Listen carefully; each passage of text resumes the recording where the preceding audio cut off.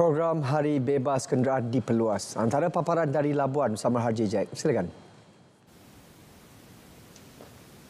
Ketua Pengarah Jabatan Wilayah Persekutuan Datuk Indra Noridah Abdul Rahim berkata, pelaksanaan program Car Free Day di Labuan itu selari dengan visi utama Wilayah Persekutuan JCT.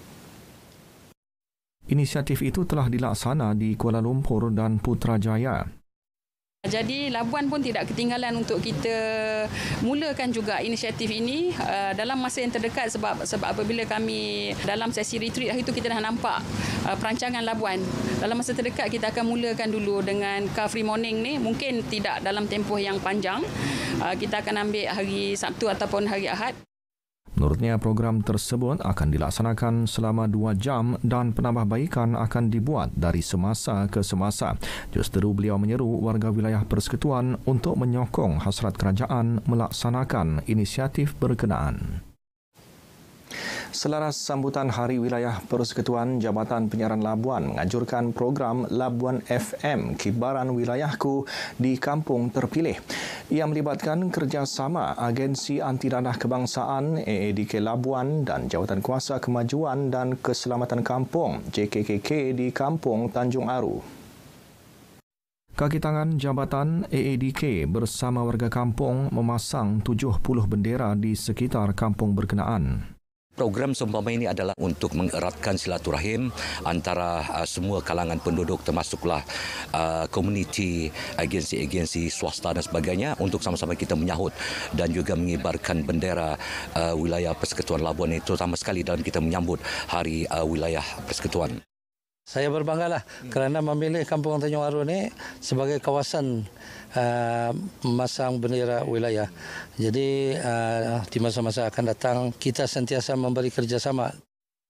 Terima kasih kepada Labuan FM dan juga dengan kerjasama AADK Labuan yang telah memilih kampung ini untuk dijadikan tempat program sinergi Labuan FM Kibaran Wilayahku bagi tahun 2025 dan saya mengucapkan selamat Hari Wilayah Persekutuan yang ke-51 tahun. 533 individu ditahan atas pelbagai kesalahan dadah di Labuan melibatkan rampasan 453.31 gram dadah tahun lalu. 27 daripadanya ditahan kerana mengedar dadah jenis syabu dengan 6 ditahan di bawah Seksyen 39B Akta Dadah Berbahaya 1952. Ketua Polis Daerah Labuan, Superintendent Muhammad Hamizi Halim berkata, penahanan dibuat hasil aggressive policing dalam memanteras pengedaran dan penyalahgunaan dadah di pulau ini. Kes yang telah dibuka pada tahun 2024 adalah sebanyak 517 kes. Manakala pertuduhan kes telah mencatatkan 100%, di mana setiap kertas siasatan dibuka kita telah berjaya membuat 100% pertuduhan dan sebanyak 417 kes iaitu 81% yang telah dijatuhi hukuman. Mengenai Op Selamat bersempena Tahun Baharu Cina, beliau menjelaskan hanya 6 kes kemalangan dilaporkan sepanjang operasi dilancarkan. 67 saman turut dikeluarkan. Surau yang bakal dibina di Klinik Kesihatan Membidai Labuan mampu menampung sehingga 200 jemaah pada satu-satu masa. Ia dilaksana menerusi projek wakaf tunai khas Surau Al-Kausar hasil usaha Majlis Agama Islam Wilayah Persekutuan Mawib melalui Pusat Pungutan Zakat PPZ Mawib. Projek wakaf pertama dilaksana di Labuan ini dibina di atas tanah berkeluasan 11,000 kaki persegi milik Jabatan Kesihatan Labuan.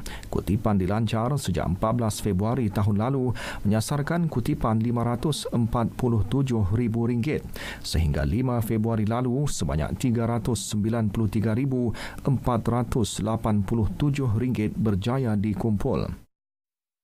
Sinar yang baik, artinya kesedaran di kalangan masyarakat Islam di Malaysia ini, kalau di Labuan ini khususnya, untuk menyumbang bagi pembangunan program dana wakaf tunai, dan insyaAllah kita akan lihat terbinanya Surau Al-Kausar yang merupakan sumbangan dana wakaf tunai daripada masyarakat Islam di sini insyaAllah. Beliau berharap projek berkenaan akan menjadi perintis kepada program pembangunan hartanah wakaf agensi lain sekaligus membudayakan amalan berwakaf dalam masyarakat. Paparan itu mengakhiri berita dari Labuan, dari sungai hingga ke segara Palestin pasti merdeka. Kembali ke Angkasa Puri, Kota Media. Terima kasih, RJ.